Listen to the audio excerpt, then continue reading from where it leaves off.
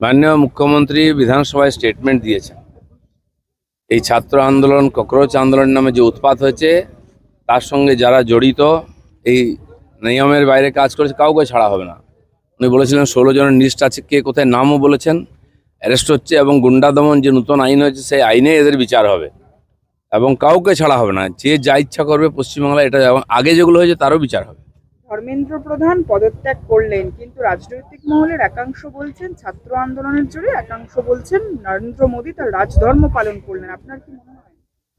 দেখুন, আন্দোলন হচ্ছে, সরকার যেটা ঠিক মনে করেছে, মাননীয় নরেন্দ্র মোদী আছেন, তিনি মনে করেছেন যে পদত্যাগ করার দরকার আছে, তো করেছেন উনি।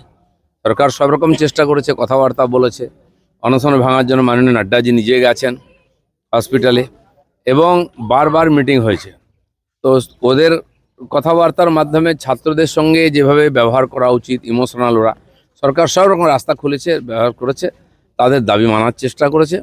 তো আর যেটা মনে হয়েছে সরকারের আজকের প্রয়োজনে সেটা করিয়েছেন ওনারা। কিন্তু দিল্লির রাস্তা গত প্রায় এক সপ্তাহর বেশি যে ছবি দেখছে, এটা কি আন্দোলনের ছবি বলে মনে হয়? দিলীপ ঘোষ তো দীর্ঘদিন রাজনীতির সঙ্গে যুক্ত, না না, দীর্ঘদিন এটা আন্দোলন আন্দোলনের নয়, সঙ্গে এটা তো যুক্ত। উৎপাত। এটা দেশের সব মানুষ বুঝে গেছে।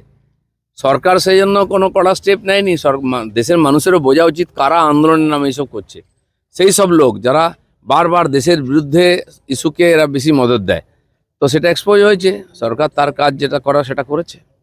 কুণাল ঘোষ তিনি গতকাল কালীঘাট তৃণমূল মিছিল করছিল, এবং কিন্তু সেখানে পুলিশি কোনো অনুমতি ছিল না, একটু জোর জবরদস্তি পুলিশের সঙ্গে বাদানুবাদ, তারপর পুলিশ তাকে আটক করে গ্রেফতারও করে। কুণাল ঘোষ একা হিরো হওয়ার চেষ্টা করছেন। বিধানসভায় বিনা কারণে উৎপাত করেন খবর হওয়ার জন্য, যে বাইরে এসে স্টেটমেন্ট দেন। তাদের এমপিরা অনেকে ওখানে দিল্লিতেও কেউ কেউ হন, ওখানেও সাসপেন্ড হন, এখানেও সাসপেন্ড হন। এই রাজনীতি করে পশ্চিমবাংলায় কিছু করা যাবে না বা সাধারণ মানুষ নেবে না। পারলে অন্য কিছু কনস্ট্রাকটিভ করুন।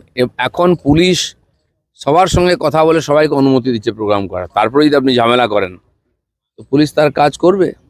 প্রতিনিধি বলে আপনি সব কিছু করতে পারেন না, মানুষকে অসুবিধা করতে পারেন না।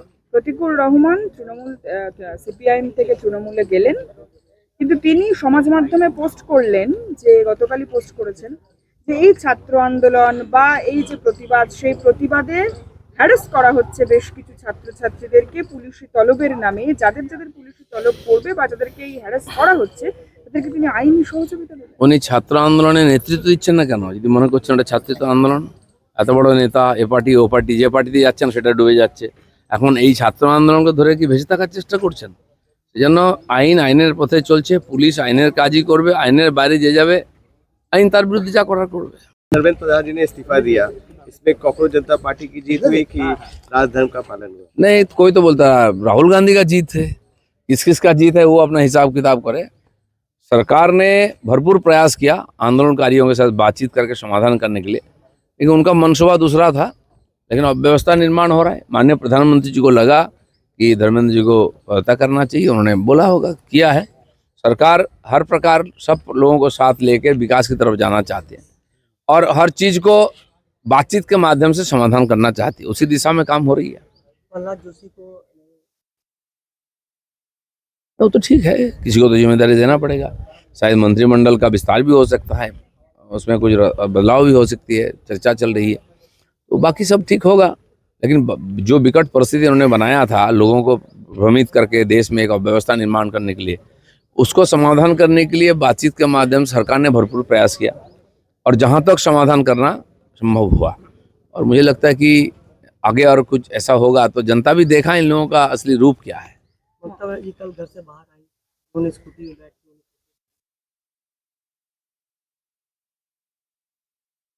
भाई, अकेले इक्का दुक्का लड़ाई करके बंगाल का क्या होगा? जनता ने आप लोगों को नकार दिया है, अब शांति रही है कुछ दिन। अब अकेले हीरो बनने से क्या होता है? प्रियंका गांधी कह रही है कि ये जीत छात्रों की जीत है, अगर रहेगा तो कोई भी सरकार है वो जीतेगी। छात्र कहाँ थे वहाँ? वो खुद छात्र है, न कि राहुल गांधी छात्र है, न कि और बाकी नेता जो स्टेटमेंट दे रहे हैं। कौन छात्र है? छात्रों के नाम पर कुछ लोग आकर उत्पात कर रहे थे, किसान के नाम पर, महिलाओं के नाम पर, ये सब करते रहते वो लोग। पीछे का कैरेक्टर वही रहता है, सब सामने का बैनर बदल जाता है। इससे देश का कोई हित होने वाला नहीं है और जनता को भी इनको मदद करने वाला नहीं है।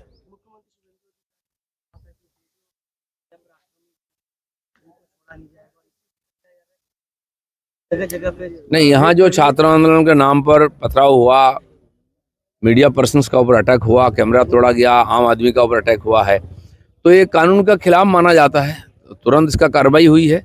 नया जो गुंडा दमन कानून हुआ है उसका आधार पर लोगों का और सबका पनिशमेंट भी होगा और कुछ लोगों का अरेस्ट भी किया गया और पूरी कार्रवाई जारी है, आगे तक चलेगा।